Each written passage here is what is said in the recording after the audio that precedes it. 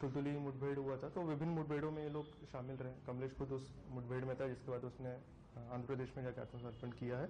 तो उसका डिटेल भी हम लोगों ने प्रेस नोट में डाला है कि बाकी तो अभी आत्मसमर्पण किया इन्होंने, तो जो विस्तृत जानकारी है इनसे आगे पूछताछ करने के बाद और हमें पता चलेगा तो पृथक से बताया जाएगा। सर, इनमें टोटल कितने लोग इनामी है?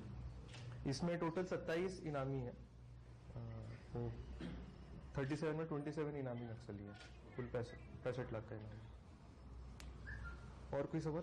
दंतेवाड़ा पुलिस के समक्ष आज टोटल 37 माओवादी, जिसमें 27 इनामी माओवादी है, 65 लाख ऊपर कुल इनाम की राशि उन्होंने आत्मसमर्पण किया है। विगत 2024-25 साल जो है लगातार ऑपरेशन चलता रहा है। डीआरजी, बसर फाइटर, सीआरपीएफ सभी ने मिलकर लगातार ऑपरेशन किए।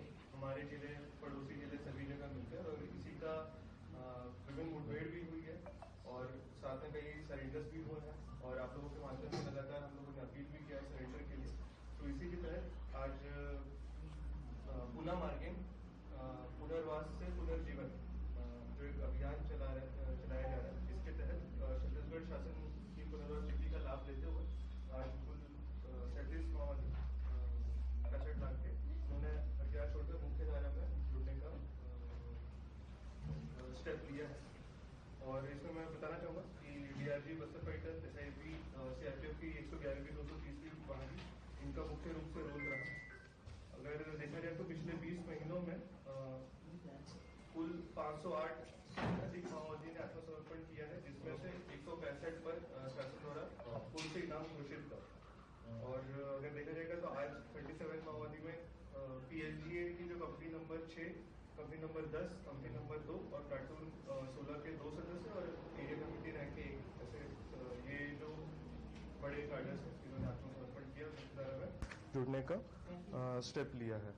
टोटल इसमें 37 ऑपरेशंस है। मैं मानता हूं कि इसमें जो हमारा, जैसे मैंने आपको पहले बताया कि हमारा जो ऑपरेशंस रहे हैं 2024-25 में, और साथ ही में जो हमारा एरिया डोमिनेशन एक्सरसाइज, और हर ऑपरेशन में मुठभेड़ ही नहीं, हम लोग हमेशा जाते हैं, ग्रामीणों से संपर्क करते हैं और उनके माध्यम से भी अपील करते हैं कि जो माओवादी विचारधारा है वो खोखली है, उसमें कोई दम नहीं रह गया है, और समाज से जुड़े, मुख्य धारा से जुड़े, जिससे कि जिले के, राज्य के विकास में भागीदारी रहे। इस विकास में भारत सरकार, छत्तीसगढ़ शासन, दंतेवाड़ा पुलिस, स्थानीय प्रशासन एवं सीआरपीएफ सभी प्रतिबद्ध है कि यहाँ पे बस्तर में, दंतेवाड़ा में शांति स्थापित हो और विकास तेजी से आगे बढ़े।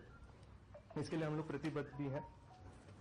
इसके साथ ही आखिरी में मैं आप लोगों से अपील, आपके माध्यम से मैं अपील भी करूंगा कि सही मौका है, इसमें जो छत्तीसगढ़ शासन की पुनर्वास नीति का लाभ उठाएं और आत्मसमर्पण करें। छत्तीसगढ़ शासन की पुनर्वास नीति में सर्वप्रथम जो सरेंडर करता है, आत्मसमर्पण करता है, उनको 50,000 रुपए की प्रोत्साहन राशि दी जाती है। साथ ही में उनको विभिन्न जो योजनाएं हैं, शासन की जो योजनाएं हैं, उनका भी लाभ दिया जाता है। और खासकर हम लोग एक स्किल डेवलपमेंट प्रोग्राम भी प्रशासन के साथ मिलकर कर रहे हैं, जिसमें उनको जो भी उनका क्षेत्र है जिसमें वो अपना स्किल चाहते हैं, चाहे वो कृषि का हो या सिलाई का हो, कोई भी ऐसा क्षेत्र हो, हॉस्पिटैलिटी का, कोई भी सेक्टर का हो, कारपेंट्री, मैसेंट्री, सभी का, तो उसमें ट्रेनिंग दिया जाता है और उसमें बाद में उनको किट भी दिया जाता है। और हर जब भी कोई आत्मसमर्पित नक्सली ट्रेनिंग करता है तो प्रति महीने उनको 10,000 रुपए भी उस ट्रेनिंग पे मिलते हैं, तो जिससे कि ट्रेनिंग के बाद वो अपना जीवन यापन कर सके।